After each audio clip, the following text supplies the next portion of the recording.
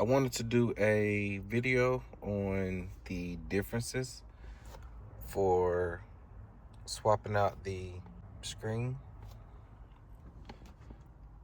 All right, so what I can tell you is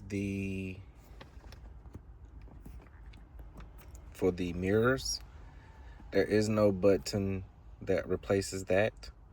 Here, like, it's legible that if it's the indicator lights on here, when it shows up on this screen, although it's all right, part two. Although it's on, I did lose my backup camera on the dash. All right, so my only gripe is with the AC control. It changes on its own, first and foremost. Also, it's not that easy for you to see if it's on circulate or if it's on for the air to, come from the outside. You see that amount of time that it changed dynamically. Also, the tape deck still works.